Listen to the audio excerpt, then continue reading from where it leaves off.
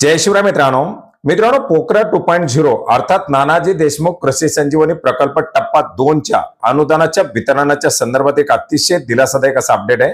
मित्रांनो 2 जुलै 2026 रोजी राज्य शासनाच्या माध्यमातून नानाजी देशमुख कृषी संजीवनी प्रकल्प टप्पा 2 या योजनेकरता 221 कोटी रुपयाचा निधी उपलब्ध करून देण्यात आलेला आहे, ज्याच्यापैकी जवळजवळ 185 कोटी रुपयाचा निधी हा शेतकऱ्यांच्या अनुदान वितरणासाठी वापरला जाणार आहे।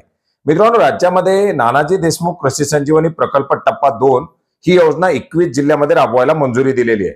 छत्रपती संभाजीनगर, बीड, जालना, परभणी, धाराशिव, लातूर, नांदेड, नागपूर, भंडारा, गोंदिया, चंद्रपूर, गडचिरोली, हिंगोली, अमरावती, अकोला, वाशिम, यवतमाळ, बुलढाणा, वर्धा, जळगाव आणि नाशिक अशा 21 जिल्ह्यातील 7201 गावामध्ये हा टप्पा 2 राबवला जात आहे आणि याच्याच अंतर्गत बऱ्याच साऱ्या लाभार्थ्यांना पूर्वसंमत्या देण्यात आलेले, त्यांना अनुदानासाठी पात्र करण्यात आलेले, अशाच लाभार्थ्यांना अनुदानाचं वितरण करण्यासाठी हा निधी आता वापरला जाणार आहे। मित्रांनो बाह्य स्रोत आणि राज्य शासनाचा असा मिळून 221 कोटी 28,14,800 रुपयाचा निधी वितरित करण्यासाठी आज एका जीआरच्या माध्यमातून मंजुरी देण्यात आलेली आहे, ज्याच्यापैकी 185 कोटी 64 लाख रुपयाचा निधी हा शेतकऱ्यांच्या अनुदान वितरणासाठी वापरला जाणार आहे।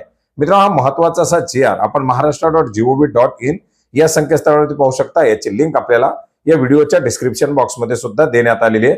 मित्रांनो शेतकऱ्यांसाठी अतिशय महत्त्वाची अशी योजना कशी राबवली जाते, याचे अर्ज कसे भरायचे, कोणत्या कोणत्या बाबीसाठी अर्ज भरता येतात, याच्याबद्दल आपण वेळोवेळी माहिती घेतलेली आहे। याच्याबद्दलची जर काही माहिती हवी असेल तर नक्की कमेंट करा, त्याबद्दल सुद्धा आपण नक्की माहिती घेण्याचा प्रयत्न करूयात। भेटूयात नवीन माहितीसह, नवीन अपडेटसह। धन्यवाद।